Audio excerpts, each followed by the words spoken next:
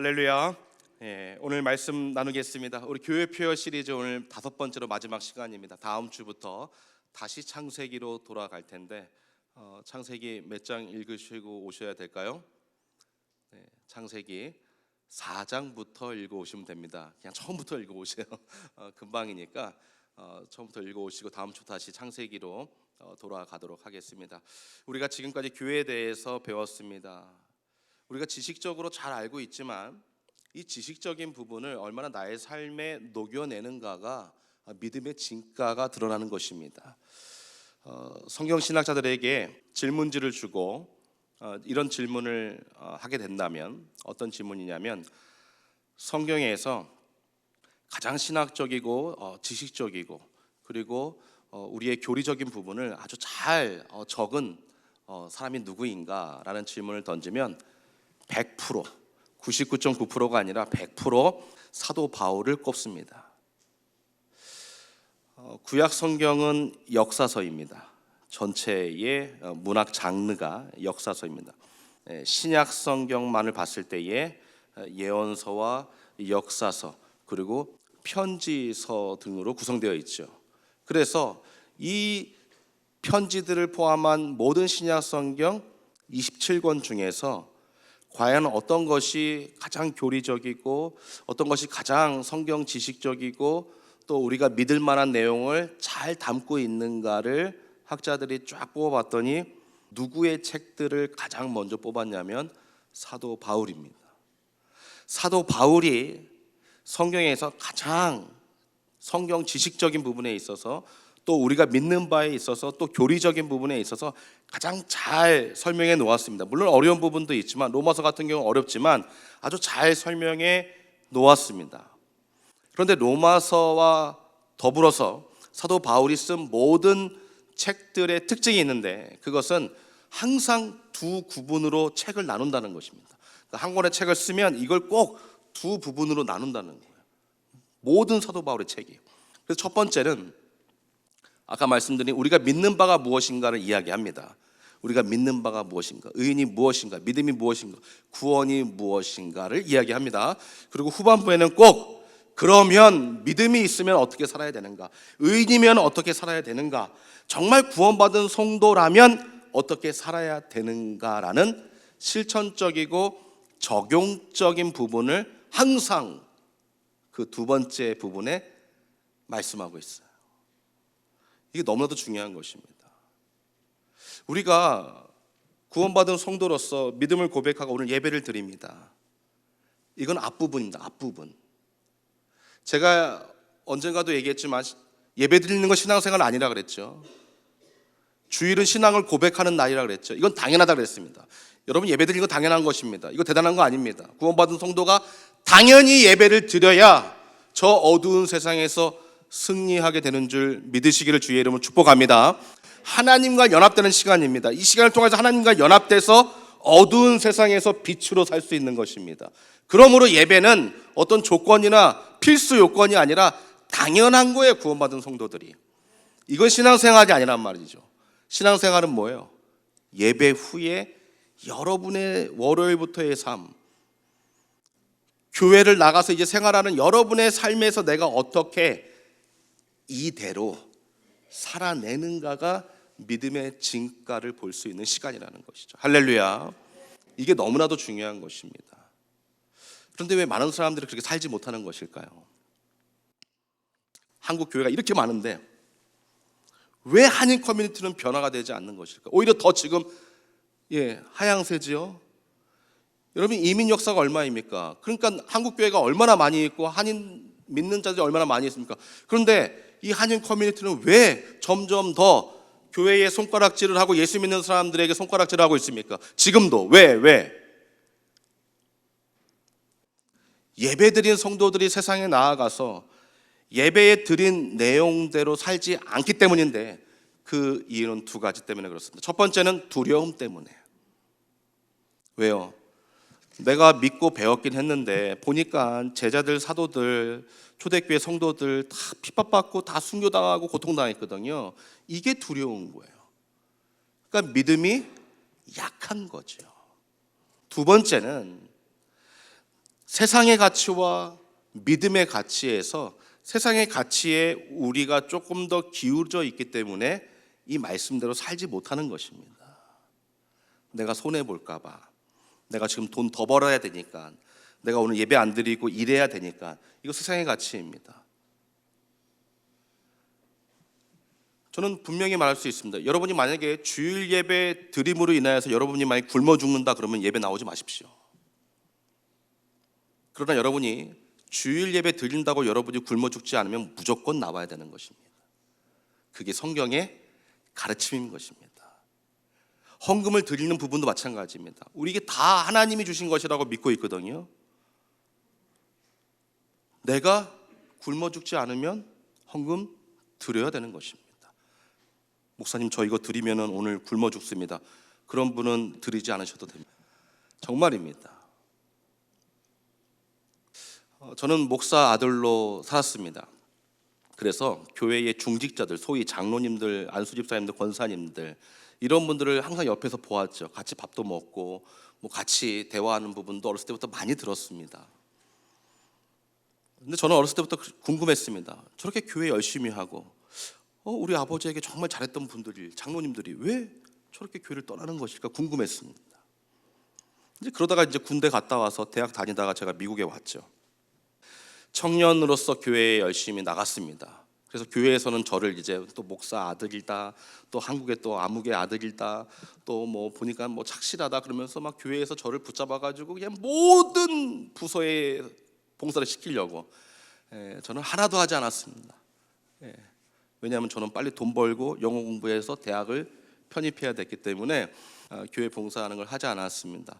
그런데 이제 교회에서 보지 않습니까? 이렇게 보면은 막 그 무더운 날씨에, 추운 날씨에 주차 봉사합니다. 그 무더운 날씨에 막 부엌에서 막 요리합니다. 제가 다녔던 교회가 좀 약간 교인들이 좀 많이 있는 교회였습니다. 그러니까 성도들이 저렇게 헌신하는 것입니다. 너무 보기 좋은 것입니다. 그러다가 제가 이제 그 부득이하게 제가 유학생 신분이지만 일을 하기 시작했습니다. 그래서 여러 일들을 이제 하기 시작했는데 그 중에 한 가지가 우리 델리 가게 많이 있잖아요. 맨하탄에 뭐 이렇게 유리주 델리 가게. 그 델리 가게에 물건을 대주는 업체에서 일하기 시작했습니다. 창고에서도 일하고 때로는 이제 배달도 나가고 트럭 운전하고 그렇게 했습니다. 그러면서 제가 다니는 교회의 장로님 가게도 알게 되고, 제가 다니는 교회의 권사님 가게도 가게 되고, 제가 아는 교회 집사님 가게도 가게 되고, 다 우리 교회에서 열심히 봉사하고 아주 전도하고 선교하고 열심히 있는 분들의 비즈니스 사업체에 제가 딜리버리를 가게 되고 물건을 갖다 드리게 된 거예요. 근데 저는 너무나 많은 실망을 하게 됩니다. 물론 죄송합니다만 다 그렇지 않은 거라고 좀 믿고 있어요. 그분들은 교회에서 굉장히 인정받고 대접받고 또 제가 봐도 존경받을 만한 그러한 헌신하는 분들이었습니다. 그러나 그분들의 비즈니스 사업체 현장에서는 그리스도인이 아니었습니다. 저는 이거 너무 놀랐습니다. 저는 궁금했습니다. 아니 도대체 교회 안에서의 모습과 세상에서의 모습이 왜 저렇게 다를까? 물론 다를 수 있죠. 조금 다를 수 있죠. 하지만 저렇게 다를 수 있을까? 제가 가장 충격적인 장면에서는 그 교회 개척하고 건축했던 어떤 장로님이 계신데 그분은 매년 그 도미니카 선교를 갑니다. 그 교회는 지금도 도미니카 선교를 가고 도미니카 큰 센터를 지었는데 제가 있을 때부터 그냥 막 작정 헌금하고 막 그래서 저도 거기에 꽤 많이 보냈습니다. 그러니까 매년 거기 가시는 거야. 매년 가시는 거야. 그러니까 도미니카 가면은 거기에 이제 도미니카 사람들도 있고 뭐 남미 사람들도 있고 막 있지 않습니까? 근데 뭐 그때 가서 어떤 사역을 했는지 제가 기억도 나지 않고 잘 생각나지 않지만 핵심은 이겁니다. 그분이 운영하는 그 델리 가게와 세탁소가 있었는데 거기에서 그 직원들 다 남미 친구들 아니겠습니까? 그분들에게 그렇게 하대하고 제가 물건 가져가면은 이제 그거를 이제 거기 일하시는 이제 직원들이 받아가지고 이제 지하실로 이렇게 내려가고 이렇게 하는데 그 조금 늦게 간다고 막 뭐라 그러고 저는 너무 저 어쩌면 예수님 안 믿을 뻔했어요. 정말입니다. 여러분 신앙생활 잘 하셔야 돼요. 여러분이 신앙생활을 정말 그런 식으로 하시면 여러분 옆에 있는 분이 하나님을 떠날 수 있도록 만드는 죄를 지을 수 있어요. 저는 정말 그랬습니다. 내가 어렸을 때 봤던 우리 아버님 옆에 있던 장로님들, 집사님들, 이분은 뭐야? 아니 선교 가서 그렇게 뭐 간증하고 그러더니 장로님이 자기 밑에 있는 남미 형제들한테 저렇게 하대하고 저렇게 무시할 수 있나? 이게 무슨 교회야? 이게 무슨 장로야? 제가 신학교 가서 그 해답을 찾고 싶었습니다. 그런데 찾는 게 참 어려웠습니다. 왜냐하면 제 자신을 봐도 제가 지금 신학생으로 전도사 사역을 하고 있지만 제 자신도 완벽하게 변화되지 못하고 여전히 부족한 저의 죄성을 보게 되었거든요. 그래서 조금 이해했습니다. 저도 조금 합리화하려고 조금 이해했습니다. 그러나 뭔가 찝찝하고 해결되지 못했습니다. 말씀을 통하여서 깨닫는 것은 무엇이었냐면 해답을 찾은 것이죠. 전혀 말씀대로 실천을 안 했기 때문에 그렇습니다. 여러분 잘 들으십시오. 말씀대로 실천을 안 했다라는 것은 이겁니다. 내가 믿는 바를 그대로 적용하지 못했다라는 것입니다. 그러니까 내가 말씀을 믿습니다. 찬양했습니다. 마지막 날에 할렐루야 영광 영광 외쳤습니다. 근데 세상에 나아가서는 그 영광을 전혀 외치지 않는 거예요. 그러니까 교회의 모습과 교회 안에서는 그리스도인이지만 세상에서는 그냥 사람인 거예요. 그러니까 이게 문제인 것이죠. 어떤 분은 또 이런 분도 계십니다. 목사님 제가 6개월 동안 말씀 한번 잘 지켜보자 그리고 실천해보자. 우리 남편 사랑해야 되겠다. 그리고 제가 6개월 동안 해봤는데 안 돼요. 제가 그랬죠. 60년을 해도 안 되죠. 본인이 6개월로 정했잖아요. 아니 본인이 왜 6개월을 정해요? 하나님께서는 우리에게 매일같이 주의 말씀을 먹고 그 말씀에 주시는 에너지, 힘으로 살라고 출애굽한 구원받은 이스라엘 백성들에게 만나 메추라기를 먹여주신 거예요. 그러므로 우리도 하루에 날마다 필요한 일용한 양식을 받고 그 양식대로 우리가 살아야 되는 줄 믿습니다. 이게 어떻게 하루아침에 되겠어요? 잘 안 됩니다. 왜요? 맛을 알아야 돼요. 기쁨을 알아야 돼요. 기적을 체험해야 되는 것입니다. 그런데 우리 많은 기독교인들이 그 말씀을 믿는다고 하면서도 적용을 안 하는 거예요. 적용하라고 했더니 직장 가서 성경책 읽고 기도하고 조용히 해, 나 기도할 거야. 그러면서 그거 적용 아니? 네? 점심 먹고 직원들 좀 쉬고 있어야 되는데 조용히 해, 나 기도해야 돼. 나 기도하는 시간이야. 근데 그러는 분들이 있대요. 그러면 안 믿는 사람들이 뭐라 그러겠습니까? 네? 야 조용히 해. 저 사람 지금 기도해야 되는데 얼마나 뭐라 그러겠어요. 이게 상식에 맞지가 않는 거잖아요. 오히려 내가 기도하는 시간이고 작정한 시간이지만 그분들을 위해서 내가 나가서 기도하든지 화장실 가서 기도하든지 그게 정말 말씀을 적용하는 실천이 아니겠어요? 근데 그걸 안 하는 거예요. 그걸 했으면 기적이 일어난다니까요. 왜냐하면 말씀대로 적용을 안 하니까. 그러니까 내 머릿속에 말씀이 많아. 입으로는 기도가 줄줄줄 나와. 하지만 삶에서는 전혀 실천이 없는 거예요. 목회자도 마찬가지입니다. 제가 설교를 준비하지만 설교학에서의 가장 중요한 것들이 있는데 그중에 두 가지만 말씀드리면 첫 번째는 설교 준비를 아무리 잘한다고 해도 마지막에 성령의 도우심을 구해야 된다. 또 한 가지는 이 말씀을 잘 준비하고 성령의 도우심을 갈망하고 그리고 들고 와서 강단에서 설교하는 것이 아니라 너에게 먼저 설교를 적용해야 된다는 거예요. 즉 이 설교 마지막 결론이 있을 거 아니겠습니까? 그 결론은 뭐예요? 내가 진짜 체험하고 경험해야 된다는 거죠. 그러니까 저도 늘 말씀을 준비하고 그래서 제가 월요일 화요일 날 말씀을 끝내는 이유가 바로 거기에 있는 것입니다. 제가 오늘 새벽에 말씀 끝내서야 되겠습니까? 저는 어제 오후서부터 전혀 설교가 들어오지 않았고요. 마무리가 안 되는 것입니다. 왜요? 눈이 많이 오나 적게 오나, 당회 오늘 있는데 해야 되나 말아야 되나, 오늘 피택자 교육 또 있는데 해야 되나 말아야 되나, 내 거 봤다가 컴퓨터로 봤다가 전선생님 전화해서 날씨 좀 봤어요? 그 날씨가 그 날씨지. 도저히 안 되겠어. 9시에 우리 아내한테 나 오늘 그냥 교회에서 잘래. 왜? 누는 내일 1시부터 온다는데. 그냥 나 교회에 있을래. 안 갔어요. 주말에는 바빠요. 제가 어제 신방도 있었고. 제가 월요일 화요일 날 어떻게 해서든 말씀을 끝내려고 하는 이유가 뭐냐면 뭐 시간 아끼려고 아닙니다. 이 말씀 저한테 적용하기 위해서입니다. 저도 발버둥 치고 있거든요. 우리 모두가 발버둥 쳐서 이 말씀을 정말 적용해서 교회에서만, 전도의 현장 선교지에서만 그리스도인이 되지 마시고 저 어두운 곳에서 빛나는 그리스도인들이 되시기를 주의 이름으로 간절히 축복합니다. 그러면 전도가 그냥 될 것입니다. 정말입니다. 정말이에요. 그래서 뭐 대단한 걸 하려고 하지 마시고 조금씩 여러분의 말투,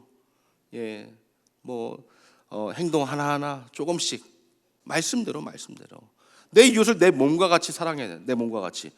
이게 복음이잖아요. 가장 큰 계명, 하나님 사랑, 이웃 사랑. 근데 이웃 사랑할 때 나의 몸을 사랑하듯이 내 이웃을 사랑하라고 성경에 말씀하고 있거든요. 예수님이 그거를 말씀하고 있었단 말이에요. 그게 복음이란 말이죠. 그러면 다른 사람을 대할 때에 내 몸을 사랑하듯이 어떻게 적용해야 되겠어요? 내 몸을 사랑하듯이. 이제 서론이 끝났는데 5분 만에 결론 내겠습니다. 오늘 요한계시록을 보면 우리가 계시록을 예언서라고 알고 있지만 저와 같이 몇 년 전에 계시록을 공부할 때 요한계시록은 문학 장르에서 뭐다? 편지다. 예언서가 맞습니다. 그러나 예언적인 성격을 띠고 있지만 편지입니다. 그래서 사도 요한이 마지막 자기의 죽음을 앞에 두고 지금 핍박당하고 신앙의 어려움에 있는 성도들에게 편지를 쓴 것입니다. 마지막에 정말로 이러한 일들이 일어날 것이야. 이러한 징조가 있을 거야. 그래서 이 편지를 읽고 승리해라. 그러면서 요한계시록의 핵심은 무엇이냐면 마지막에 적그리스도가 나타나고 666이 뭐고 뭐 음료가 뭐고 바다에서 용이 나타나고 뭐 흰말 탄 사람이 나오고 뭐 적색말 탄 사람이 나오고 지금 이거가 핵심이 아닙니다. 요한계시록은 거기에 핵심이 있지 않습니다. 그러니까 이상한 분들이 자꾸 거기에 초점을 맞추니까 자꾸 우리의 삶에 이 말씀을 뭐예요? 적용하는 거죠. 그래서 백마 탄 사람이 누구인가? 흰말 탄 사람이 누구인가? 바다에서 용이 나왔대. 뉴스에 오늘 봤더니 뭐 용이 올라왔대. 용 같은 사람이 올라왔대. 그러니까 그런 거를 적용하는 거예요. 그게 아니죠. 요한계시록에서 말씀하고 있는 핵심은 무엇이냐면 요한계시록 처음에 뭐가 나옵니까? 7교회가 나오죠. 그러니까 완전한 교회가 세상에 없다라는 것이죠. 그러나 주님이 함께해 주시면 칭찬 듣는 교회가 될 수 있다. 그럼 교회가 어떻게 해야 되는가? 그리고 잠깐 멈추고 이제 종말에 대해서 쭉 이야기합니다. 그러니까 완전한 교회가 있어야 되는데 교회가 없다. 근데 세상은 이렇게 될 것이다. 그러면서 중간에 성도가 어떻게 살아야 되는가를 계속 이야기하고 있어요.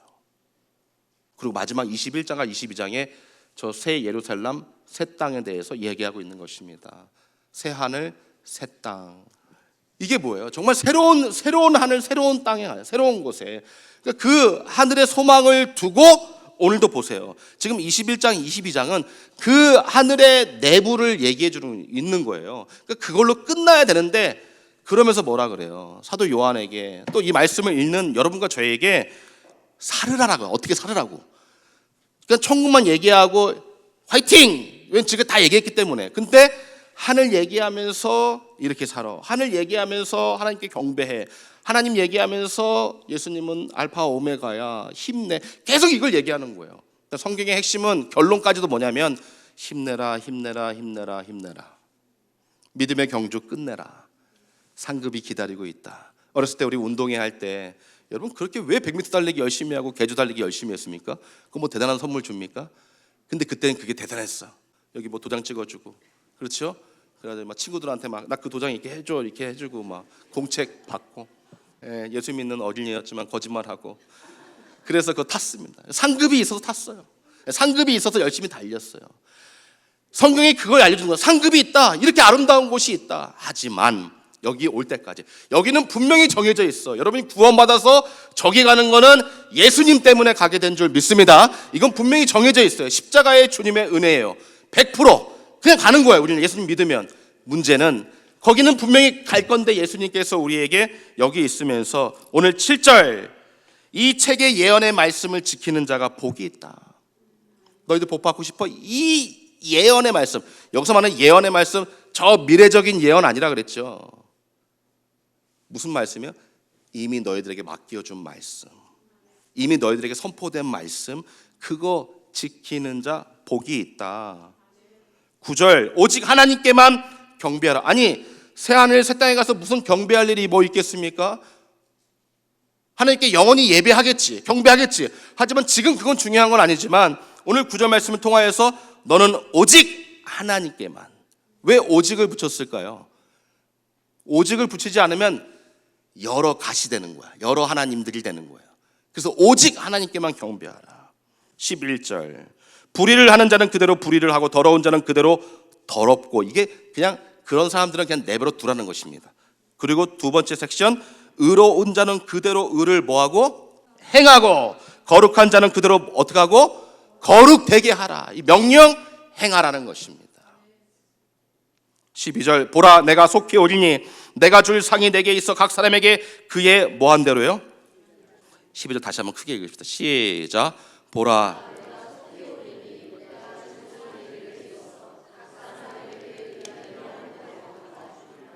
아멘. 여기서 말하는 그의 일한 대로, 이거 뭘까요? 우리 이번 주에 요한복음 몇 장 묵상했죠? 창피하니까 마음속으로 하나 둘 셋 6장. 우리 6장 묵상했습니다. 오병이어 사건부터 쭉.